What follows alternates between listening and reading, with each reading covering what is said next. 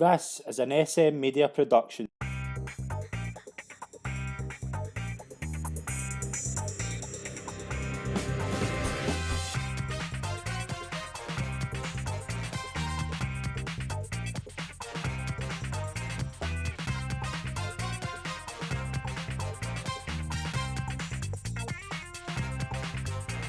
Hi everyone and welcome to the latest episode of SM Media's Road to Cheltenham 2022. I'm Scott McPike. It's an absolute pleasure to be your host as always. Joined as always by from the Scottish Daily Mail, Calum McClurkin. Calum, how are we? Yeah, all good. How are you? I'm all good. It's been another busy weekend of action in the National Hunt calendar. We saw a few potential Cheltenham clues this week. It looks a lot more exciting when you look ahead to March, doesn't it? Yeah, I mean, the big Betfair Chase is always an important race, and Ante couldn't have done it any easier. Lost in translation, good to see him come back to a bit of form as well, and back in the winners' circle. So, yeah, they'll start to come out. The Winter Carnival at Newbury's always quite a good one. It's 2 days, and you've got the Hatton's Grace card at Fairyhouse on Sunday as well. So it takes up another gear towards March anyway. Yeah, absolutely. Yeah, there's a lot of exciting action. There's a lot of exciting action to come up. But we're going to go straight into your fan questions. A lot of people have sent some questions in. The first one is, if the bonus is still there, so basically I think it's £1 million bonus for the Betfair Chase, King George and Gold Cup, should Appletard take his chance in the King George? Calum, what's your thoughts? Well, it won't, because they don't like him going right-handed. So he's just going to stick to his and doing that crown. He just doesn't like going right-handed. That Henry de Bromhead kind of knows that now. It was last season, there was a race where he jumped wildly out to his right. He was flawless in the Betfair Chase. The bonus might have tempted it if it was still around. I don't really know that, actually, if it is. I was actually going to ask that. I don't actually know if it is still around or not. It wasn't. I think it was a couple of people mentioned it. I'm not too sure. I don't think it is, but anyway, the way he jumps left-handed, it means that he wouldn't be doing it anyway.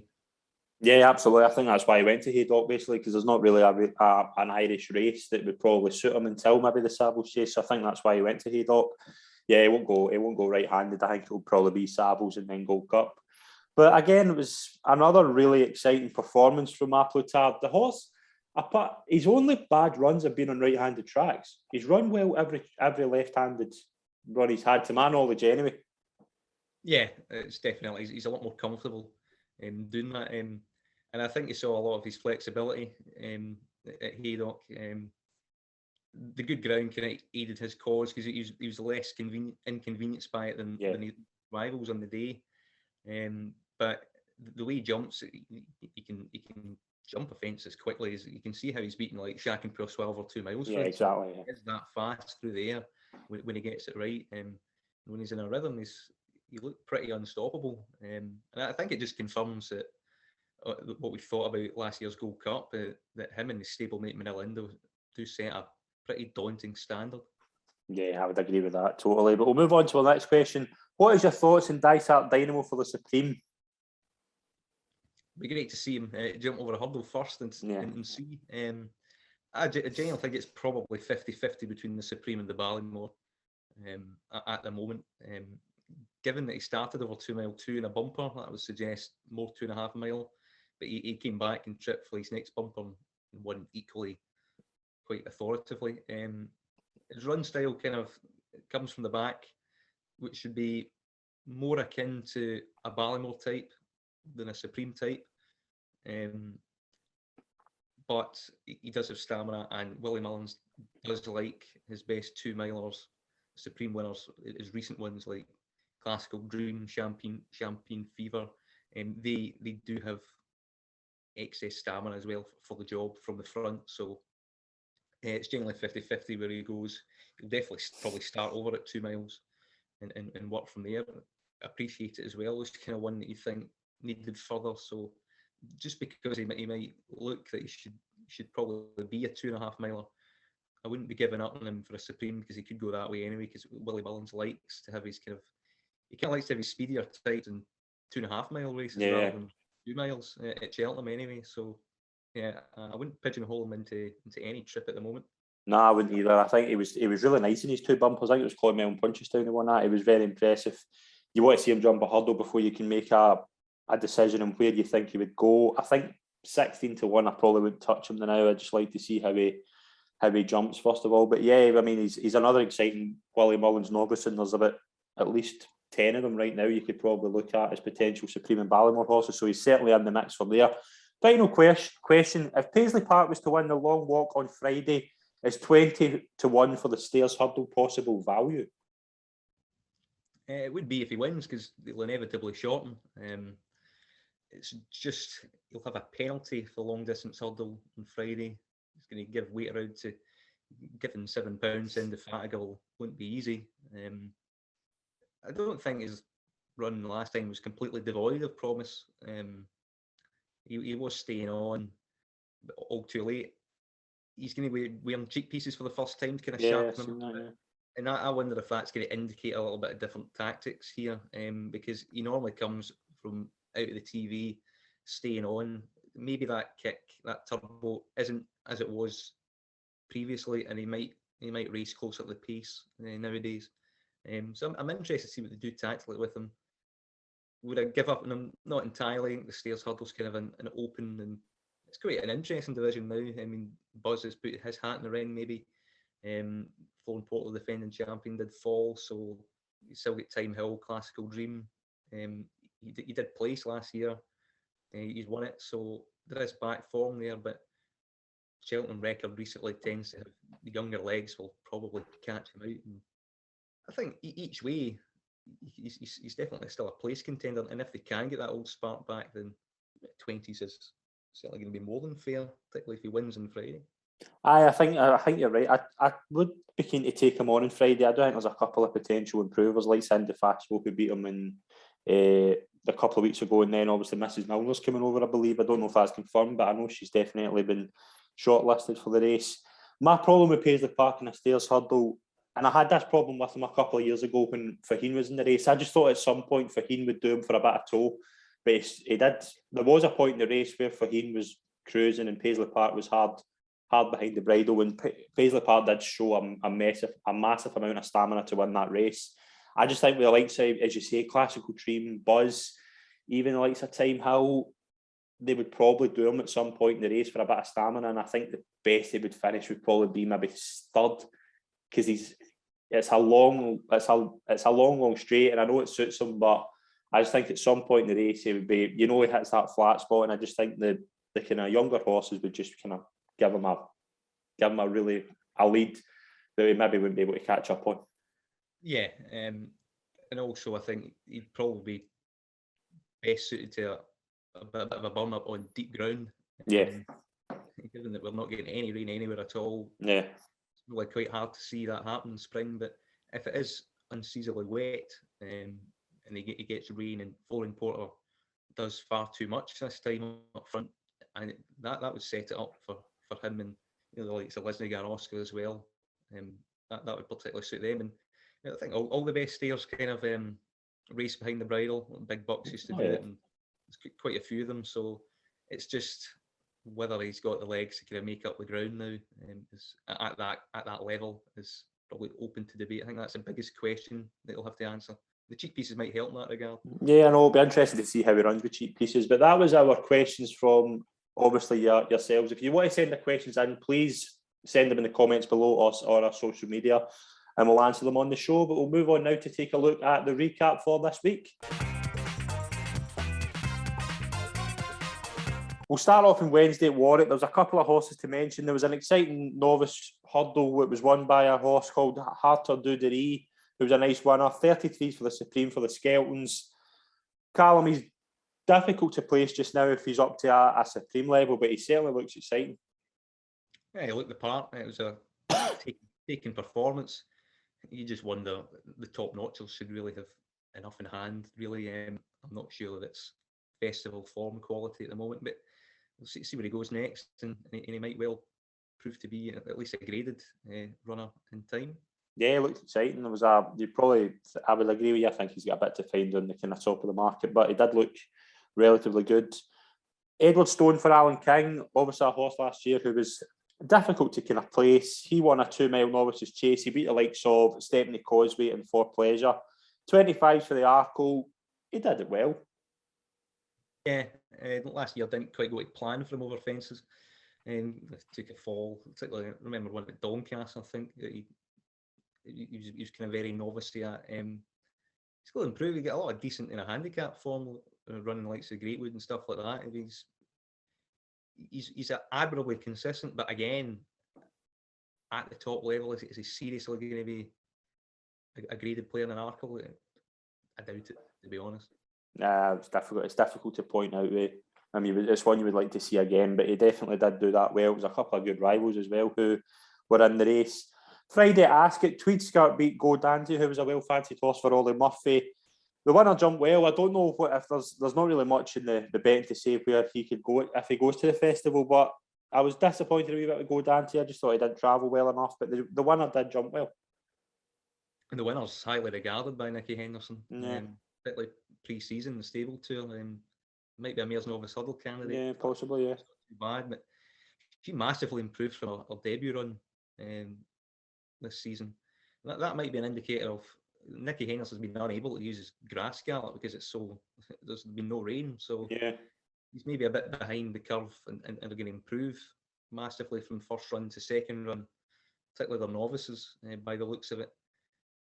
He's got a decent team of novice hurdlers this year. He's waxing lyrical over the weekend about them, and she's one that could be great. Go Dante just a little bit flat. Don't think he was quick enough, to be honest, in the day. I would agree with that. I think Tweedskirt did look really nice. We'll move into Saturday at Ascot. We've got a few horses to mention here. We'll start with the first race, which is a novice hurdle, which is won by Flemingstein for Paul Nicholls and Bryony Frost. Beat Jazz King of Sam Thomas's, who I'd quite liked at the start of the day. 33s for the Ballymore. You'd imagine Flemingstein would maybe take a step up in track, but he did look quite good. He did. Again, just with Paul Nicholls' novices, sometimes they tend to skip Cheltenham. Yeah. All these kind of flatter tracks. And Ascot's quite a little bit different to Cheltenham, so I do expect them to bide their time with him. He's certainly good enough. Worthy winner on the day. See where he goes next. He might be one for Kempton later down the line. Yeah, he looked really good as well. There was obviously the 1965 chase, which was a few horses to mention here. I fancied Master Tommy Headnutter, who just did what he did. But lost in translation, you've got to give him credit because it was so hard to see a way back for this horse. But you look at the way he performed here; he was absolutely excellent. And 16th for the Ryanair, you would love to see him back into that kind of level. But we'll start with lost in translation. He did it well. It was good to see him back. Yeah, they want to go King George Gold Cup route with him. He was third a few years ago in it. Yeah, it's probably the best he's run since then, to be honest. Oh yeah, it's testament to the Tizzards because I mean, some of their horses, practically all of them last year were in the gutter. Get this fellow back was quite an achievement. Very good run. The pace Dazzle Dash and Master Tommy Tucker went completely set it up for him. Oh, absolutely, yeah. It was too attritional for Defi Desoy, but it played into Lost in Translation's hands. It's kind of summed up my punting day Saturday because I knew if one of Lost in Translation and Defi Desoy will come back and one of them were going to win that race, because tactically it would suit, and I picked the wrong one. So there we are. It's sad. King George will suit because it's kind of a bare 3 miles. I don't think he got home in the Gold Cup. No, I didn't either. He was in his prime. He looked like a winner too. He was jumped in the lead that day. Mm-hmm. And then kind of just get snaffled up the running a little bit. I think the Hill will catch him out in a Gold Cup for sure. The King George is getting each wee squeak in it, but that's shaping up to be a really red hot race at the moment if they all turn up. Yeah, absolutely. Yeah, but obviously I would agree with you in the fact I just think he get outstayed in the day by 2 door stairs in the Gold Cup, and I've always thought I'd love to see him in a Ryanair because if he was at his best, he would be potential. If he ran to the form of his Betfair win 2 years ago, it would probably be hard to. It would be hard to see between him and Allaho for that race because he is a really, really good horse. Master Tommy Tucker just does what he does, just clouts a fence. Dazzle Drasher just didn't really go the gallop. Defi Desoy, it's sad to see just how he's went after the way he won the GLT and obviously his campaign after that. It was poor in the champion chase, but considering how far this horse was, we thought when he won we thought after he won the Triumph Hurdle we might never see him again. But he obviously, Philip Hobbs got him back. You were praying he would do the same again, but he does look as if his best days are behind him. He just finds nothing for pressure. Yeah. Once asked, he doesn't want to know. I don't know what you do. Try and go back to hurdles or something. Yeah, possibly. Yeah. Done with Sporting John. I think you have to try something radical, but there must be breathing issues sort of still there, even post Windop, because once you're asking for an effort, there's just nothing in the bonnet really. Yeah, I would agree with that. I just think it's sad to see just how much he's fell again. Obviously, it was brilliant to see him back, and he was brilliant in that JLT against Lost in Translation, but it just hasn't since obviously the champion chase cut up, and you thought he's going to go and win this easy. Just didn't really, as you say, just didn't find anything. Went out in a similar fashion as well. I know he finished the champion chase, but like niggled along, and once asked, just nothing really materialised. It's just happening all a bit too often. I think he's probably not injured. He's certainly lost a spark of some sorts. If you want to get him back, you need to do something radical. Maybe have a last ditch at going over hurdles might be the final option. Then you might have to draw stumps. Yeah, I would agree. We'll be interested to see where Defi Desoy goes. Buzz was a comfortable winner in the 2.5 mile hurdle. He's went into about 8-1 for the stairs. I was impressed with the performance. I think it was our race he had to go and win though to show that he's a contender for that race. Is he a stayer? Yeah, that's the thing. Yeah, he showed pace. I thought he showed quite a bit of pace there. For someone right okay. The third Guard Your Dreams is rated 145. Yeah. I think if you take that race and put his figure on that, then Buzz has only had to really run his mark to win there, although he did have plenty left. He just gets he does a job at a minimal amount of fuss, really. You thought that last season he kind of needed a big field to settle, and he's quietly progressed, and he showed a lot more tactical awareness and tactical speed than I thought he had. Let's see Cesarewicz, whenever you'd say was stamina all day long, but there, he certainly wasn't slow. He's put some horses that are more accustomed to racing at 2 miles and 3 miles to bed there. Yeah. He'll go to Ascot for Long Walk next, which will reveal a lot more. Yeah, that'll be a massive. I think 8 is too short for a stairs hurdle, personally, because I would still have him about 155 with the potential of 160, and there you're looking at kind of probably about 7 to 10 pound below last year's winning standard at the moment. See, if he was double figures, would you back him for the stairs? Like right now, would you? No. I think you'd have to be like twice the price he is for the. Yeah, well, obviously another horse in this race that I felt had to win it was Goshen. Where do you start with him? I know we say this every time he runs, but where do you go? We spoke about Defi Desoy. What's next? What do you do with Goshen? He needs soft ground. No. He pulled out of Wincanton because the ground was too quick. The ground was quick at Ascot and they run him. I know he's fresh and he needs to run.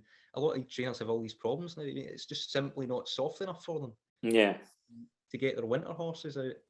I've never really been his fan at all, so it doesn't surprise me. But I also don't think he really stayed. Get back to 2 pounds. Yeah, possibly, yeah. But there was the final horse to mention at Ascot on Saturday was Before Midnight, who beat Sky Pirate again. He looks a good horse. He's obviously beaten the Grand Annual winner, so you would imagine they're going to go for the Grand Annual. But he's doing this a lot better than I think we thought he would. Yeah, he's beaten him twice now. Yeah. Ascot. I don't think Ascot was his particularly track either that day. I think he got to the front and was well positioned throughout and did quite well. I don't think it's Sky Pirates track either, so I think they'll both be better at Cheltenham. Yeah. Whether they're both still going to be a bit too high in the handicap for a competitive race like that, I don't know. But certainly, long-term plan would definitely be Grand Annual because he can certainly stay at that trip, and he's quick enough. So yeah, he's certainly a player, and you can see him kind of doing what Sky Pirate did, kind of racking up these kind of wins, and maybe think, oh, he's too high in the handicap, and in the end he's actually not. So yeah, he'd definitely be a player there. I thought Sully Dock was really unlucky in third. Mm-hmm. When he was coming back to them, he was in a shocking position all the way back, and people are jumping into him, and he's forced out wide, and he's plugged on. So I think there's probably a pot in him as well somewhere down the line. Yeah, definitely. But we'll move into Haydock and look at a few horses. Obviously, we'll start with Barrichello, who was a nice winner, obviously, in that race for Donald McCain and Brian Hughes. 25 for the Supreme. Again, he's probably one of these horses that will need to show a bit more improvement, but he couldn't have done it any better. He was very good. Yeah, a wind operation has made the world of difference for him. Mm-hmm. They've tweaked his wind, and he's now finding him. He was frustrating. He was second all the time last year. And they've done his wind, and it's opened up a kind of whole new world of opportunity for him. Again, whether he's going to be good enough for Cheltenham Festival level or something like that, I'm not sure. I can see him going up to like Musselburgh for like the trials day, something winning something there, and plundering all these kind of prizes in between. Maybe go to entries, things like that. And they did with Manila Drama. So Donald McCain tends to have his best horses, and he tends to target them for entry. Mm-hmm. Yeah, I would say that's probably the target for him, I would imagine. Bravemansgame was another excellent winner, a great round of jumping, probably the best round of jumping you'll see this week. Four's favourite now for the Brown Advisory. How impressed were you? In terms of his jumping, it was absolutely fantastic. His technique, his natural technique was terrific. Long, short, he can correct himself. The Denman comparisons are now kind of coming into light because he is just a grinding gallop. And he wasn't slow though either. I don't think he was particularly slow at his fences. I mean, Itchy Feet was like driven up to try and challenge him occasionally.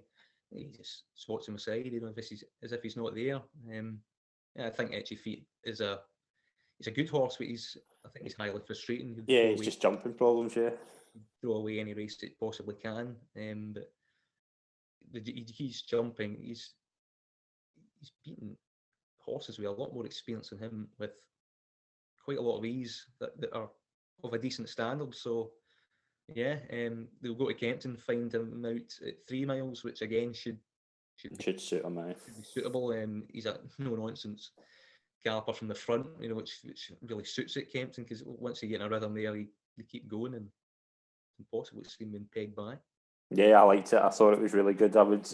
He's jumping looks really good. You've obviously went for Galloping Deschamps. Do you think Bravemansgame should be favourite right now? Should be favourite because we've seen him over a fence. Yeah, he's a natural, and he does have place form in a Ballymore. So yeah, I would expect him to be usurping Galloping Deschamps for favourite right now, on basis that we've actually seen him, and we've seen him do. He's been the best jumping novice so far. In terms of jumping, and the form's actually okay as well. So I'd imagine you go to Kempton and scare off quite a few as well. And then it's whether or not he actually. This might sound silly, but whether he goes to Cheltenham is a 100% certainty in Bravemansgame, because it bottomed top of the game its last 3 miles. Yeah, I suppose so. Yeah, completely bottomed it, and that was a dust up with 2 other rivals, and he had a dust up with Gallard de Menil and Bob Olinger at Cheltenham, and he get beat at Aintree as a result. And Nichols did say afterwards Cheltenham had taken the edge off him. So what is he going to do? I do think he's certainly likely to turn up.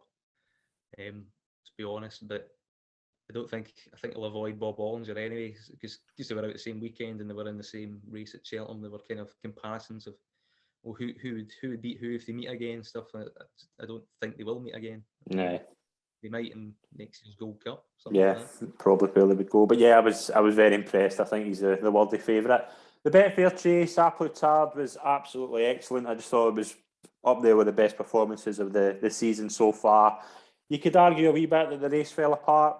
I can see that argument, but he's 7-2 for the Gold Cup, and he looked as if he was just a great horse on the day. He looked as if he could go round again. Yeah. And I mean, a 3 mile one, Haydock, Betfair Chase, even the likes of Cato Star are finishing tired. Yeah, exactly. Yeah.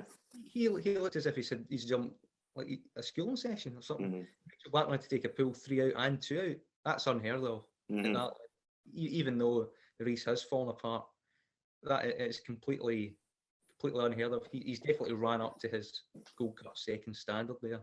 Yeah. That is a mid to high 170s performance. Yeah. Forms collapsing behind or not. Yeah, definitely. Him and Manila Indo, I mean, you almost want to back the reverse forecast now again. Aye. The only doubt I had the whole week is he doesn't always win fresh. I think he's 0 for 3 in his first run. That was just my nagging me worry. But if he runs his mark, I think we all knew he was going to win. But he did run his mark and then some. But you could argue it was a really weak race behind, though, couldn't you? It was. The market told, though. I mean, this was a long-term target. It's a Grade 1. They're coming over from Island. It's at a 3-mile trip as well for a start. Yeah. It's not a 2-mile race around Wexford or stuff like that. You know, when he's starting his career out, I mean, it was a completely different thing. So I was expecting to be a lot more forward than say Manila Indo was at Down Royal, stuff like that. The race has fallen. Royal Pagaille has ran quite well. He's run quite well considering he would have hated the ground. The ground's too quick. It was much too quick for Bristol de Mai. Waiting patiently, I didn't understand that angle at all. I thought waiting patiently was ridden very strangely as well. Yeah. The back, he's never going to get into it. And Imperial Aura was probably the one that was travelling as well as anything else, apart from the winner that could be spotted a long way from home. Yeah, you could have made a case Chatham Street Lad was going quite well up until a point as well. Yeah, and then his mark kicks in, you know. Yeah. So, yeah, it's visually a very good performance. The form can obviously be obliterated in behind, but you can only do what he's supposed to do, and he could have went round again. He could have lapped the field again if he wanted to. Yeah, I thought it was brilliant. It was one of the 72 for the Gold Cup. I know you're on Manila Indo and you're lucky 15, but he's a big danger now. He's done really well. He deserves to be favourite, doesn't he? On that.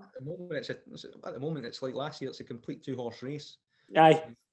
Something maybe Chantry House could get involved in that argument. I can't see anything else at the moment.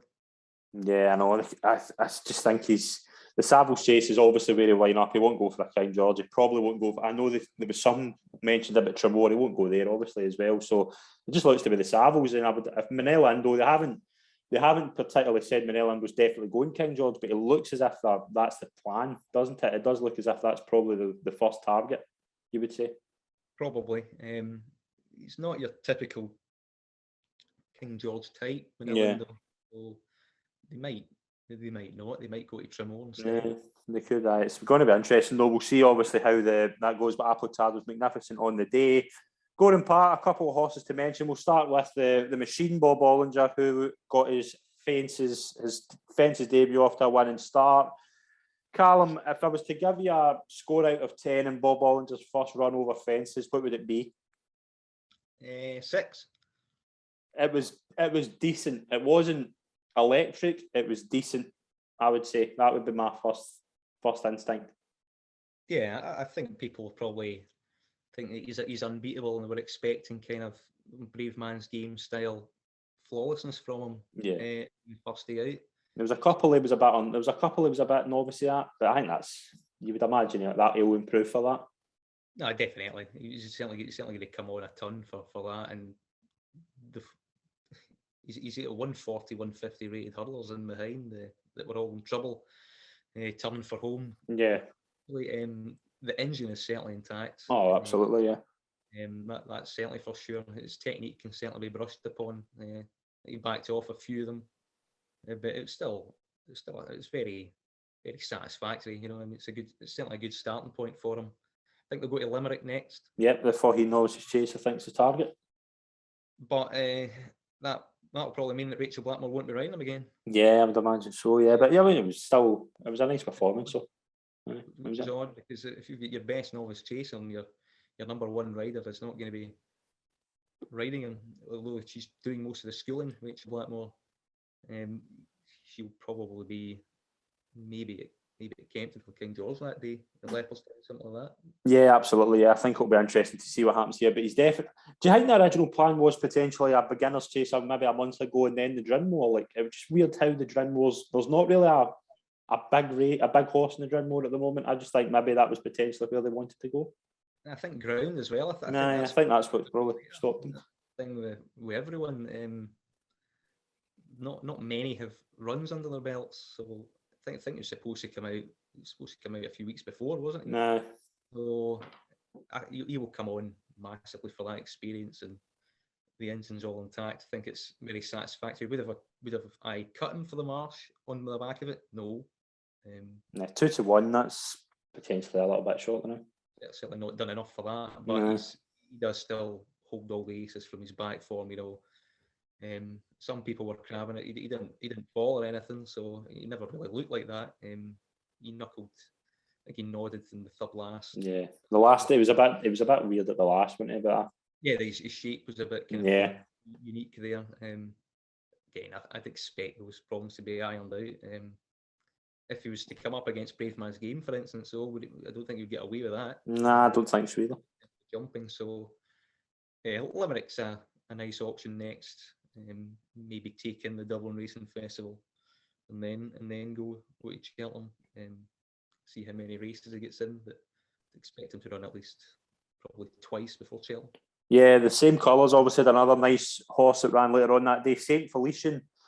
He was very good. There was a lot of kind of hype about this horse in the past couple of months. He cannot run in a novice hurdle at Cheltenham because he has won a race before the cut. He won a race in France before the cut off. So either he goes up to a kind of big like champion hurdle or something like that, or he goes for a handicap. But he does look a nice horse.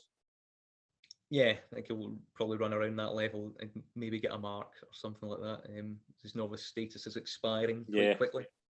It was certainly an encouraging performance. Again, they've also got Tia Hupu, who's same age, same ownership. So you'd imagine that they'll be splitting each other up and trying to pick up pots here, there, and everywhere, and see what happens. But would he go to Cheltenham? Maybe not this year. Yeah, I know. I think it's interesting. Obviously, if he was a novice, you would give him maybe a squeak in a Supreme or a Ballymore if he, as an outsider. But again, if he's not going to be his novice status, then he could potentially be one for the future. Couple of horses to mention in Navan on Sunday. Hollow Games is now 8-1 favourite for the Albert Bartlett. He just looks a dour stare. He just there was a wee bit in the race. You thought he's in a bit of trouble, but he just outstayed them all and was very, very nice performance. I thought. Yeah, they all kind of swamped him in that big long run in, and he just battled them off one by one in a kind of no nonsense galloping type that you would associate with Albert Bartlett. He does look tailor made for that kind of assignment. He was quick and accurate when he needed to be coming home, and 2 mile 4 and decent ground. It's probably not up his alley, but the fact that he still had the class to kind of win quite well and easily, as the market suggested, probably makes him into a decent player in that race. He's understandably the early favourite for it. Yeah, I would have him favourite. I thought he was good. I think we'll be keen to see how he runs against other kind of bigger horses. That's usually quite a good target, quite a good race for the Albert Bartlett, the Monksfield. I think a couple of winners have came for that in the past. The final horse to mention was Run Well Fed, who won the Troy Town really, really well. He's now 5-1 favourite for the National Hunt Chase. I know we were having a bit of quick questions if he was going to go, if that's the route he could go down. But yeah, certainly, I think he's still a novice. He was very, very good. That was a really, really good performance in a big handicap. Yeah, second season novice like Galvin was last year. The comparisons are easy, aren't they? That's. Yeah, and he's going to get a whack. He's going to get about £10 for that win, isn't he? Yeah. So I mean, that would take him up to 155, something like that. I know a couple of guys in our preview night had him targeted for a Kim Muir, but I think he got pulled out. Yeah, he got pulled out in the last minute, didn't he? Yeah. With the national. He ran quite well there. You do feel that might be the same thing happen, but I think now that he's that high up the handicap, National Hunt Chase isn't a handicap. He'd set a comfortably good standard there. I mean, if he's 155, next destination, for instance, 153 last year, he ran into a place, didn't he? So I mean, he's already going to be buying the ratings before you've seen anything. I mean, if On the Ropes comes out and smashes him up in a in the Ladbroke Saturday. Then Yeah, I'm very confident. Very confident for Ladbroke. the market seems to be agreeing with you on that one. Yeah, I mean it was very good. I mean, I was keen to keep an eye on him after the way a couple of guys were talking about last year. There was obviously a plan there to run in that race last year. You could tell there was a couple of races he was just a non-trier, but he was very, very good in that race. It's a really, really good target, that Troy Town, but yeah, he's done it beautifully. But that was our recap for the week. Take a look at what's coming up this week, and we've got another exciting weekend. It's now really getting, every weekend we're going to have some really exciting races to talk about. Friday in Newbury, the Winter Carnival kicks off. We'll kick off with a long distance hurdle. It's early days, we don't know full declarations yet, but we've obviously spoke about Paisley Park. Would you have a wee fancy in that race early doors? Probably Indefatigable at the prices right now. Given what she's done, and that allowance is a big help as well. Yeah. I think the ground's going to be probably good enough for her, so I think her against the favourite at the moment would be the logical way to go. I don't really see a lot of pace in it, to be honest. Yeah, I'm keen to see how Mrs. Milner goes, because I would be keen to see how she performs, because she was a very good eye catcher last year at the festival, and she has been since. We also have the Berkshire Novices Chase. I don't know a full card for that yet, but that's always an exciting Grade 2 on the Friday. Normally comes out quite well. The horse race. Certainly want to monitor, but again, I'd wait for the final declarations for it. Yeah, I'm just going to look and see what Miller's Bank's in there. T Clipper as well. Manila Drama. T Clipper, I'd be keen to see how he does, because he's a nice horse for Tom Lacey. Yeah, he's got a nice reputation. Stan Sheffield will ride him. He rated 149. Miller's Bank as well. It's a good horse going forward. So it's a few decent types there for trainers that you don't normally associate with Gravy Cup. Absolutely. Have them up there. Absolutely. But we'll move into the Saturday. We've got the John Frankham on Saturday, which I'm just going to look through the racing just now. There isn't really a lot in that race just yet. I will be keen to see how that goes. The Ladbrokes Trophy is obviously the big race on the Saturday, and I am dead keen to see how On the Ropes goes, assuming he does. But his Eclat de Rire could be a wee one to watch there as well. Yeah, well, I would rather have On the Ropes in the ground than Eclat de Rire at the moment. Yeah. If the word soft's not in the going description. I think Fiddle on the Roof is reasonably well treated with Tizzards. I mean, he's got good. That Colin Parker race looked pretty good. And I think 3 miles is certainly not going to inconvenience him. I'm going to give you one at 40-1. Okay. One more Fleury for Ian Williams. Okay. Cloth Cap came out bold and made all last year, and having a rhythm from the front in a race of this nature is quite important. This horse won at Ayr last season. Remember? It beat McTotty by 6.5 lengths. McTotty won the Grand Sefton. He had his pipe opener at Ascot where he was going quite well from the front, then just tired out of it, shaped as if he needed it. If they leave him alone with a bottom weight and he has a lead, gets into a rhythm, he could go quite well a long way at a good price, 40s. So from a value angle there, I quite like him. I certainly have a save on him, particularly if you can get a few, at least like 6 places or something, and the price doesn't move. But him at 40s, that caught my eye a little bit. Yeah, I'd be keen. I think you're right. The more I think about it, I've just saw that he's outside the field. I'd be keen to see how he gets on. Classy enough. I mean, you've got at least 150 rated horses. I mean, Willie Mullins did the Munster National double with Total Recall last time he won it. I mean, On the Ropes has won that Munster National in a similar fashion. Stuff like that. There's probably 3 or 4 that are probably classier in there that have mileage in their mark. He needs to still improve, but if you leave him alone, bottom weight up the front, and he gets into rhythm, then particularly in play. I mean, if he's still kind of there, 4 out and get a bit of a lead or something, then you could probably trade out if you're inclined to do that way. So I think just at the prices, I think a massive outsider. Yeah, I'd be keen to see that as well. We also have the fighting fifth, the Grade 1 at Newcastle, where we will see the return of Epataunt. Potential win? Yeah, I do. I think the ground's good, so that's probably a plus. got Scoot Royal and Silver Streak to beat, really. Montmoral seems to be likely to go to Newbury instead. Yeah, the Jerry Fielding, I think he could be. Yeah, I think they're more likely to get rain there than at Newcastle. So yeah, it looks a bit of a penalty kick, but she's flopped at odds on before. It's not. She is kind of unpredictable. If she turns up and runs probably £5 to £7, even below her best, without the mare's allowance as well, it helps her. I think she's going to be incredibly hard to beat if she's 85-90% up for it. Yeah, I think she'll win. I think she's this is the best race for her to get back to where she was last year. She was brilliant in it last year as well. It could likely be a similar field, but I just fancy her to win and move on to Christmas. Sunday, it's one of the most exciting races of the exciting days of the year in the National Hunt season, in my opinion, apart from the festivals. We have the card at Fairyhouse, Royal Bond, Rinmore, Hatton's Grace. We'll start with the Royal Bond. Is there anything so far you've seen that's potentially going to happen? It looks like my mate Mozzie could be the one to beat there. Yes, and the right-handed track at Fairyhouse helps. Yep. I think he's jumped slightly right. He's probably the most forward of them all. I do like Three Stripe Life if he comes here.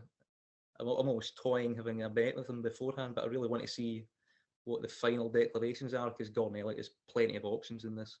Yeah. And I'd probably expect him or my mate Mosey of Gavin Cromwell's to win this, but it depends kind of what he picks out to run in it. Really, like Eric Bloodaxe, I think there'll be probably beating the horses in this that'll look good for handicaps down the line, maybe even over further in trips. So certainly it's a race that you can always take a lot out of down the line.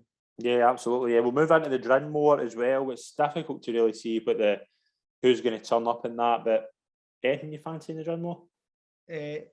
Not particularly, because there's a lot of out and out stairs in it. No. There's a lot of. You'd think it's a 3 mile race with some of these entries. Mm-hmm. It's quite odd. I mean, Cape Gentle, Beacon Edge, 3 miler. Dale Care, 3 miler. Fakira, 3 mile pluser. Mm-hmm. Fury Road, Gabanaco, Grand Paradis, Midnight Run, Torograph, Vanilli. All of these this is well short of their optimum.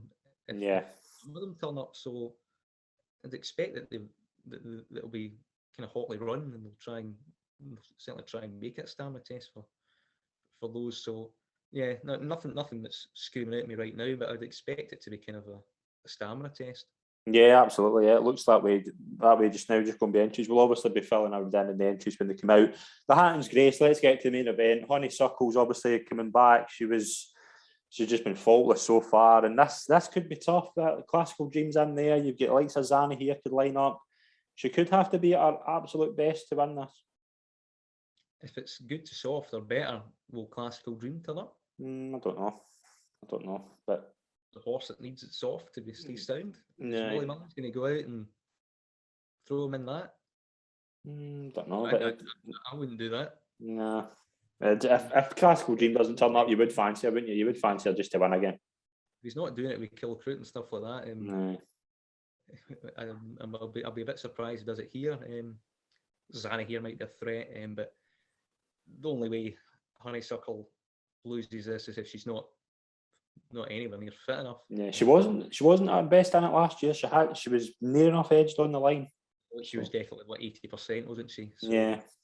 I think that mare's allowance helps in a massive way. If she's not fully tuned, it's kind of, it gives her enough in hand to deal with it. 47, I'll probably not have a play in the race, but I'd expect her to win. Sit and watch. Yeah, I was keen to if it was good to soft, I'd be keen to see Classical Dream. I was concerned she's now just an out and out 2 miler, but we'll see how she goes that day. If she's not much competition, I just fully expect her to win. But there's also that really good juvenile hurdle in that race that obviously produced Zani here last year. We've seen the likes of Esper Darling win that. Do we know if anything could run that we could be worth keeping an eye on? Is it declarations out?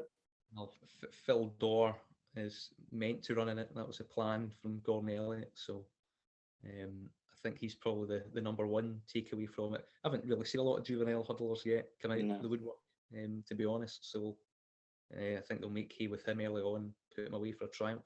Yeah, potentially, yeah. But obviously that is our look at what's coming up this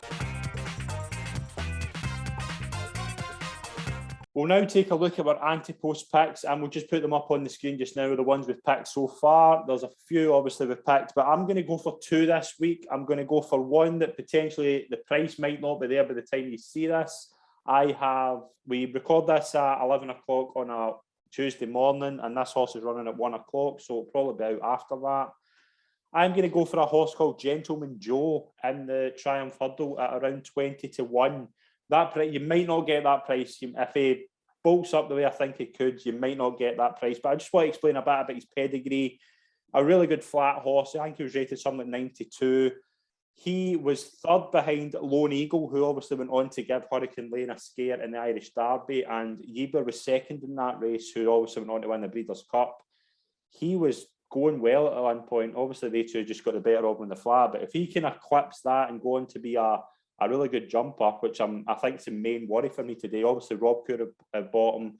Henry de Bromhead takes over the training, and Rachel Blackmore is on board today. He's in a 1 o'clock 3-year-old maiden hurdle. Some good flat horse in that race. Brazil, who used to be with Ballydoyle, was a good flat horse as well. Paddy Roach has him.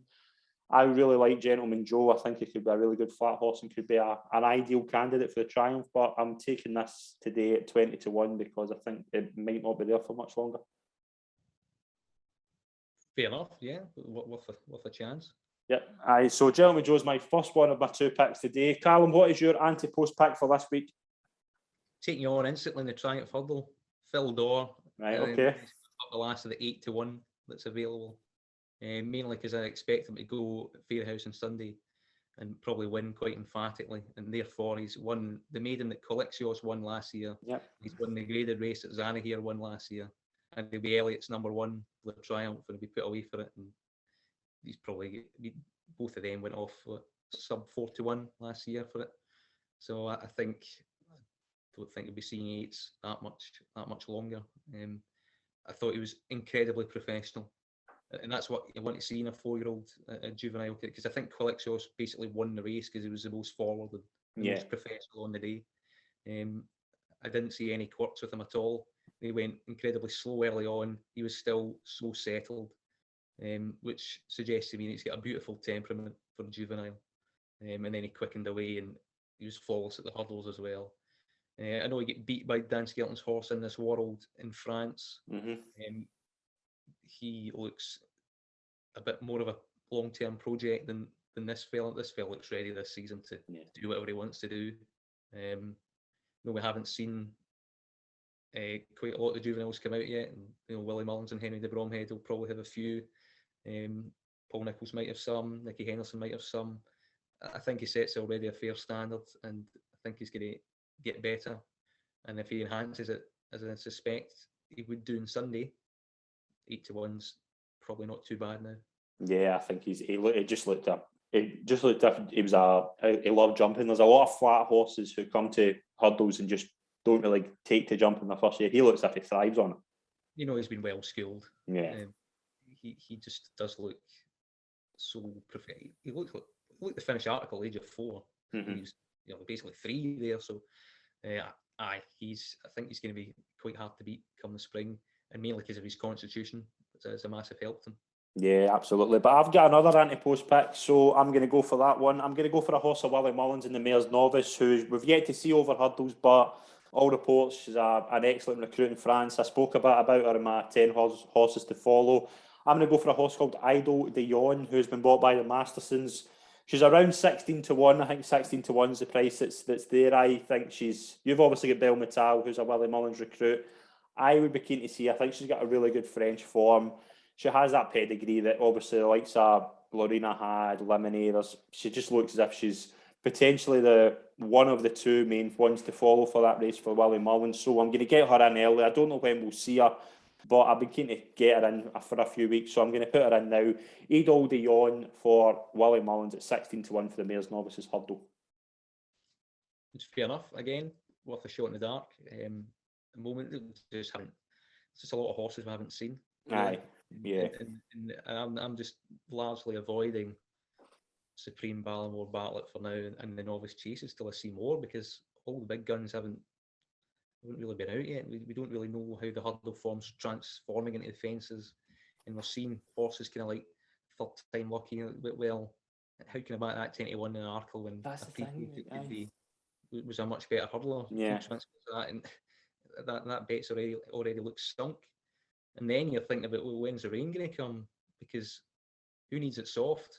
Appreciate it.